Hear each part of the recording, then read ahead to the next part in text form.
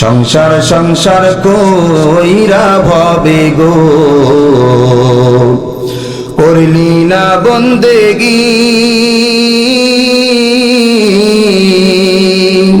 কিভাবে কাটাইবি মনোরে কবরের জিন্দেগি মনোরে গেল জীবন গুনায় গুনায় ভরে গেল জীবন গুনায় গুনায় ভরে ঠিক কিনা বলেন লা ইলাহা ইল্লাল্লাহ জোরে লা ইলাহা নৌকা চলে না মাঝি সারা গাড়ি চলে না চালক সারা ঠিক কিনা বলেন নৌকা চলে না মাঝি সারা গাড়ি চলে না চালক সারা মুমিন বাঁচে না জিকির সারা মুমিন বাঁচে না জিকির সারা লা ইলাহা ইল্লাল্লাহ জোরে লা ইলাহা ইল্লাল্লাহ লা ইলাহা ইল্লাল্লাহ মুহাম্মাদুর রাসূলুল্লাহ সাল্লাল্লাহু আলাইহি ওয়াসাল্লাম। সম্মানিত ভাইরা, রাত তো অনেক গভীর হয়ে গেছে, তো শেষ পর্যন্ত থাকার নিয়ত আপনাদের আছে তো, নাকি প্রধান বক্তা আসার আগে আপনারা চলে যাবেন? শেষ পর্যন্ত থাকবেন তো ইনশাআল্লাহ? থাকার এনার্জি আছে তো? এনার্জিটা একটু চেক করব নাকি? পরীক্ষা করব? রাজি আছেন পরীক্ষা দিতে সবাই? ঠিক আছে, একটা আমি ইসলামী সঙ্গীত, যেহেতু আমি সঙ্গীত জগতের লোক, একটি নাতে রসুল সাল্লাল্লাহু আলাইহি সাল্লাম পরিবেশন করব। যদি শরীরের গলার সমস্ত শক্তি দিয়ে যদি গাইতে পারেন, বুঝবো যে না শেষ পর্যন্ত থাকতে পারবেন ইনশাআল্লাহ। পরীক্ষা দিতে রাজি আছেন? গলাটা একটু পরিষ্কার করেন, ভালো করে পরিষ্কার করেন।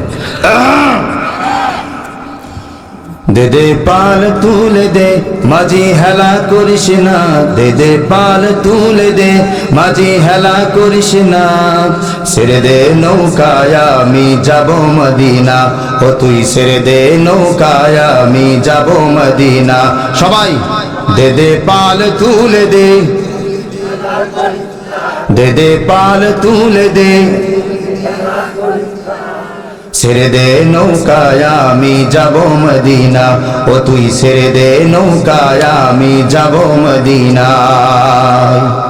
মক্কায় নবী এলো মা আমেনার ঘরে, হাসিলে হাজার মানিক কাঁদিলে মুক্তা ঝরে। ঠিক না ঠিক বলেন? মক্কায় নবী এলো মা আমেনার ঘরে, হাসিলে হাজার মানিক কাঁদিলে মুক্তা ঝরে। দয়াল আল্লাহ যার সহায় তার কিসের ভাবনা, দয়াল আল্লাহ যার সহায় তার কিসের ভাবনা, আমার হৃদয় মাঝে কাবা নয়নে মদিনা, জোরে হৃদয় মাঝে কাবা নয়নে মদিনা। দে দে পাল তুলে দে, দে দে পাল তুলে দে, ছেড়ে দে নৌকায় আমি যাব মদিনা, ও তুই ছেড়ে দে নৌকায় আমি যাব মদিনায়। লিল্লাহে তাকবীর, নারায়ে তাকবীর। আল কোরআনের আলো খালি ঘরে ঘরে জ্বাললে হবে? আল কোরআনের আলো, আল হাদিসের আলো, কোরআন হাদিস যেখানে, আল্লাহ তাআলা কবুল করুন, বলুন আমিন। সম্মানিত ভাইরা, আমরা আজকে এখানে কি শোনার জন্য এসেছি? জোরে বলেন, কি শোনার জন্য এসেছি? এই কোরআনটা হচ্ছে রাসূল পাক সাল্লাল্লাহু আলাইহি ওয়াসাল্লাম। আমাদের রাসূলের নাম কি? দেখি বলেন তো সবাই, একটু জবাব দেন তো জোরে সোরে। আমাদের রাসূলের নাম কি? হযরত মুহাম্মদ সাল্লাল্লাহু আলাইহি সাল্লাম। এই কোরআনটা হচ্ছে আমাদের রসুলের, আপনার আমার রসুলের সর্বশ্রেষ্ঠ মুজিজা বলে আলহামদুলিল্লাহ। আরো জোরে বলে আলহামদুলিল্লাহ। আমার প্রিয় ভাইরা, আল্লাহ রাব্বুল আলামিন এই পৃথিবীতে যত নবী রাসূলদেরকে পাঠিয়েছিলেন, প্রত্যেকটা নবী রাসূলকে তিনটা জিনিস দান করেছিলেন। বলেন কয়টা? আরো জোরে আওয়াজ দিয়ে বলেন কয়টা? তিনটা জিনিস দান করেছিলেন। এক নম্বর হচ্ছে আল্লাহ রাব্বুল আলামিন প্রত্যেকটা নবী রাসূলকে ওহী দান করেছিলেন। প্রত্যেকটা নবী রাসূলের কাছে রব্বুল আলামিন ওহী পাঠাতেন। বলেন কি পাঠাতেন? ওহী পাঠাতেন। দুই নাম্বার, আল্লাহ রাব্বুল আলামিন প্রত্যেকটা নবী রাসূলের কাছে, প্রত্যেকটা নবী রাসূলকে নবুয়ত দান করেছিলেন। বলে কি দান করেছিলেন? আরো জোরে বলেন কি দান করেছিলেন?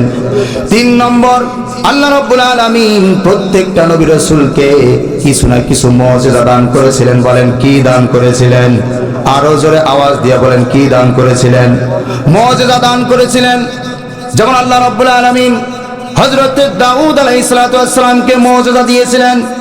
আল্লাহর পয়গম্বর দাউদ নবী হাতের মধ্যে লোহা নিয়া সেই লোহাকে যদি জোরে করে চাপ দিতেন, ওই লোহাটা সঙ্গে সঙ্গে পানি হয়ে আঙ্গুলের চিপা দিয়ে টক টক করে পড়তে। বলি সুবহানাল্লাহ। আরো জোরে বলি সুবহানাল্লাহ। হযরত সুলাইমান নবীর মুজিজা ছিল, আল্লাহ রাব্বুল আলামিন তাকে এমন একটা মুজিজা দান করেছিলেন। সুলাইমান নবী যখন একটা তক্তার উপরে দাঁড়াতেন, তক্তার উপরে চড়ে বসতেন, সেই তক্তা পেট্রোল ছাড়া, ডিজেল ছাড়া, ইঞ্জিন ছাড়া যেখানে তার মন চাইতো, পৃথিবীর এক স্থান থেকে যেখানে তার মন চাইতো সেই জায়গায় সেই তক্তা তারে উড়ায় উড়ায় নিয়ে যাইতেন। বলেন সুবহানাল্লাহ। আরো জোরে বলি চিৎকার করে সুবহানাল্লাহ। আমার প্রিয় ভাইরা, এরপর আল্লাহ রাব্বুল আলামিন হযরত মূসা আলাইহিস সালাতু ওয়াস সালামকে মুজিজা দিয়েছিলেন। ঠিক কিনা বলেন? মূসার মুজিজা কি ছিল? আরো জোরে বলেন কি ছিল? লাঠি ছিল। আল্লাহ রাব্বুল আলামিন মূসাকে প্রশ্ন করলেন, মূসারে তোমার হাতে ওইটা কি দেখা যায়? মূসা বললেন, রব্বুল আলামিন আমার হাতে তো একটা লাঠি। মূসা কি বললেন? আমার হাতে লাঠি, আর এই লাঠি দিয়ে আমি ছাগলের জন্য, বকরির জন্য পাতা বেড়ে দেই। এই লাঠি দিয়ে আমি বকরির জন্য এক স্থান থেকে আরেক স্থানে পানি বহন করি। বলেন কি বহন করি? এইদিকে মনোযোগ দেন। কি বহন করি? পানি বহন করি। এই লাঠি দিয়া যখন আমি ক্লান্ত হয়ে যাই, এই লাঠির উপরে ভর করে আমি দাঁড়ায়া থাকি। কি করে থাকি? আওয়াজ দেন, কি করে থাকি? ভর করে দাঁড়ায়া থাকি। এখন প্রশ্ন হচ্ছে, রব্বুল আলামিন মূসা নবীকে প্রশ্ন করলেন কয়টা? আরো জোরে বলেন কয়টা? মূসা নবী উত্তর দিলেন কয়টা? কয়টা? তিনটা উত্তর দিলেন। কেন তিনটা উত্তর দিলেন?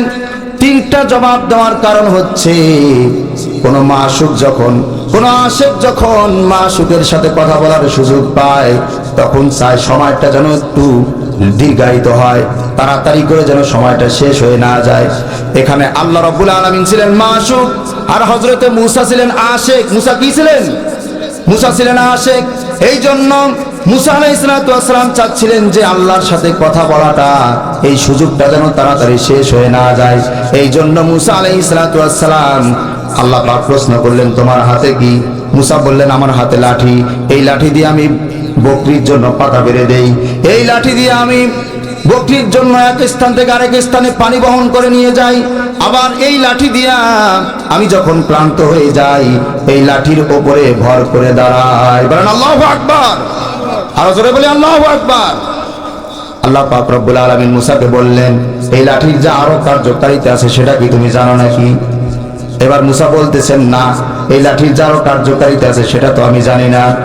এইবার রব্বুল আলামিন বলেন, লাঠিটা জমিনের উপরে ছেড়ে দাও। লাঠিটা জমিনের উপরে ফেলে দাও। কোথায় ফেলে দাও? জমিনের উপরে ফেলে দাও। হযরত মূসা আলাইহিস সালাতু ওয়াস সালাম জমিনের উপরে লাঠিটা ফেলে দিলেন। লাঠি জমিনের উপরে ফেলে দেওয়ার সঙ্গে সঙ্গে লাঠিটা একটা বিরাট আকৃতির অজগর সাপ হয়ে গেল। বলেন আল্লাহু আকবার। আরো জোরে বলি আল্লাহু আকবার। লাঠি থেকে বিশাল একটা অজগর সাপ হয়ে গেল। মূসা আলাইহিস সালাতু ওয়াস সালাম ওই সাপ দেখে ভয় পেয়ে গেলেন। রব্বুল আলামিন বলেন, মূসা রে, ওই সাপটারে এইবার ধরো। কাকে ধরো? আরো জোরে বলেন কাকে ধরো? সাপটারে ধরো। এইবার মুসা আলাইহিস সালাম তো সাপ দেখে একবারে ভয় পেয়ে গেলেন। আল্লাহ পাক বললেন মুসাকে সাপ ধরো। আদেশটা করেছেন কে? আদেশ করেছেন আল্লাহ। মুসা আলাইহিস সালাম না ধরেও তো কোনো উপায় নাই, এইবার সাপটারে ধরলেন।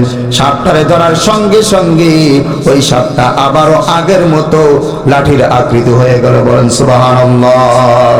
আরো জোরে চিৎকার করে বলেন না সুবহানাল্লাহ। এইভাবে আল্লাহ পাক রব্বুল আলামিন যত নবী রাসূল পৃথিবীতে পাঠিয়েছিলেন প্রত্যেকটা নবী রাসূলকে কি দিয়েছিলেন? মুআজিজা দিয়েছিলেন। বলেন কি দিয়েছিলেন? মুআজিজা দিয়েছিলেন। আর আমাদের নবীকেও আল্লাহ রাব্বুল আলামিন মুআজিজা দিয়েছিলেন প্রায় ৩৫০০-এর বেশি। কত হাজারের বেশি? আরো জোরে বলেন কত হাজারের বেশি? ৩৫০০-এর চাইতেও আর বেশি মুআজিজা দান করেছিলেন। আর এই ৩৫০০-এর মুআজিজার মধ্য থেকে সবচেয়ে বড় মুআজিজা হচ্ছে এই কোরআন। সবচেয়ে বড় মুআজিজা কি? এই কোরআন। এই কোরআন কত বড় মুআজিজা দেখেন। এই কোরআন কত বড় মুআজিজা। এই কোরআনের মধ্যে সব সমস্যার সমাধান আছে না নাই? আরো জোরে বলেন আছে না নাই? আল্লাহ রাব্বুল আলামিন বলেন ওয়ানাজ্জালনা আলাইকাল কিতাবা তিবয়ানা লিকুল্লি শাই। জোরে বলে আল্লাহু আকবার। সমাধান চাও যদি জীবনে মরণে, খুঁজে নাও ফিরে যাও চোখ রাখো কোরআনে। ঠিক কিনা বলেন? আল্লাহ রাব্বুল আলামিন বলেন আর আমি এই কোরআন নাজিল করেছি, এই কোরআনের মধ্যে এমন কোন বিষয় নাই, এমন কোন সাবজেক্ট নাই যেই সাবজেক্টের যেই বিষয়ের সমাধান নাই। জোরে বলেন আছে কি নাই? কোরআনের মধ্যে সব সমস্যার সমাধান আছে না নাই? সব সমস্যার সমাধান আছে। আপনার ব্যক্তি জীবন কেমনে চালাবেন, পারিবারিক জীবন কেমনে চালাবেন, সমাজ জীবন কেমনে চালাবেন, সব সমস্যার সুস্পষ্ট সমাধান রব্বুল আলামিন যেই কিতাবটার মধ্যে দিয়েছেন, চিৎকার করে বলেন না সেই কিতাবটার নাম কি? আরো জোরে বলেন সেই কিতাবটার নাম কি? এই কোরআন হচ্ছে রাসূল পাক সাল্লাল্লাহু আলাইহি ওয়াসাল্লামের জীবনের সব থেকে বড় মুআজিজা। বলে আল্লাহু আকবার। এই কোরআন কত সুন্দর মুআজিজা, কত বড় মুআজিজা দেখেন। এই কোরআনে কারীম এমন একটা কিতাব, তেলাওয়াত করলে মনে হয় যেন কবিতার বই পড়তেছেন। অনেক সময় মনে হয় না? কিন্তু এটা কি কবিতার বই? এটা কবিতার বই মনে হয় গদ্য মানে গল্পের বই, কিন্তু গল্পও নয় এই কিতাবটা। এটা কি গল্পের বই?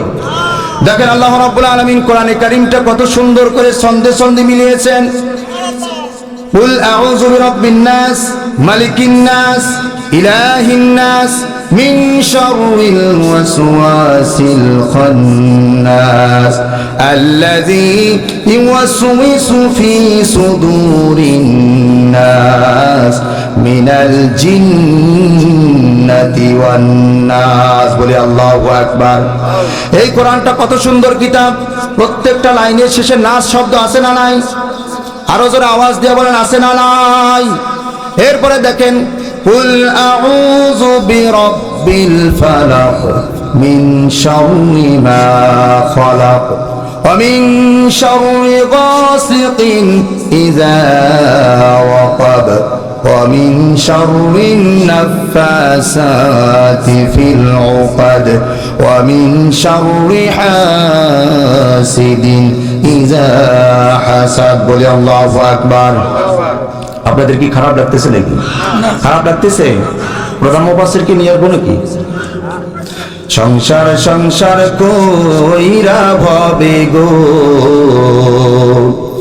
করলি না বন্দেগি, কিভাবে কাটাইবি মনোরে কবরের জিন্দেগি মনোরে, গেল জীবন গুনায় গুনায় ভরে, গেল জীবন গুনায় গুনায় ভরে। ঠিক কিনা বলেন?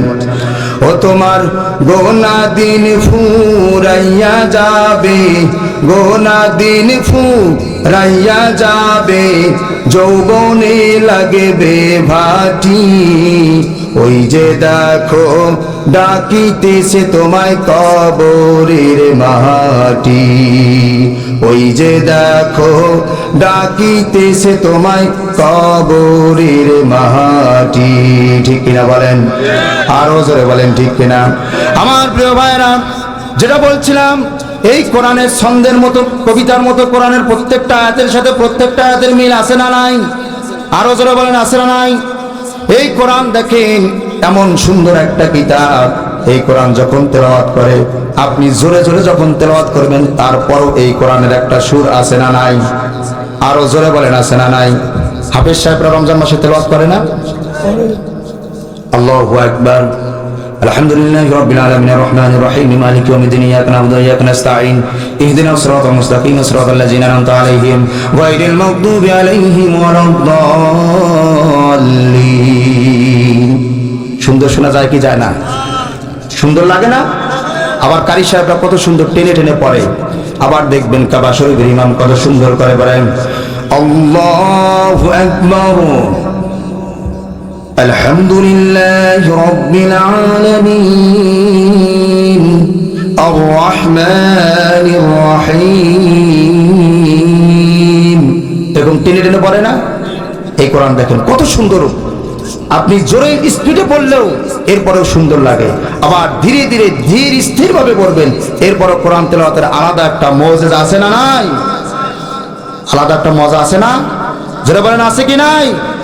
এরপরে আমার প্রিয় ভাইরা, এই কোরআন এমন একটা রাসূল পাক সাল্লাল্লাহু আলাইহি ওয়াসাল্লামের মুজিজার কিতাব, যেই কোরআনের শুরুতেই, যেই কিতাবের শুরুতেই আল্লাহ রাব্বুল আলামিন ঘোষণা দিয়েছেন যালিকাল কিতাবু লা রাইবা ফি। বলে আল্লাহু আকবার। এই কোরআন এমন একটা কিতাব, এটি এমন একটা কিতাব যেই কিতাবের মধ্যে কোনো সন্দেহ নাই, যেই কিতাবের মধ্যে কোনো ভুল নাই। কোরআনের মধ্যে কোনো ভুল আছে নাকি? কোনো ভুল আছে? কোরআনের মধ্যে কোনো ভুল নাই। যারাই এই কোরআনের ভুল ধরতে আসবে, তাদের ব্যক্তির জীবনের ভুল এই কোরআন ধরায় দেয়। বলেন সুবহানাল্লাহ। আরো জোরে চিৎকার করে বলেন না সুবহানাল্লাহ। আমেরিকার একজন বিজ্ঞানী, নাম হচ্ছে ডক্টর মরিস বুখাইলি। নাম কি বললাম? Morris Bucaille. এই কোরআনের ভুল ধরার জন্য সে গবেষণা করেছে। গবেষণা চালাতে চালাতে এক পর্যায়ে তার নিজের জীবনের ভুল ধরা পড়ে গেল। বলেন আল্লাহু আকবার।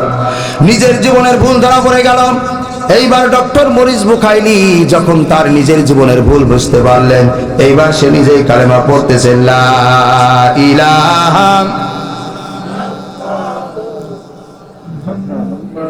একটু জিকির করি লা ইলাহা, জোরে লা ইলাহা, লা ইলাহা ইল্লাল্লাহু মুহাম্মাদুর রাসূলুল্লাহ।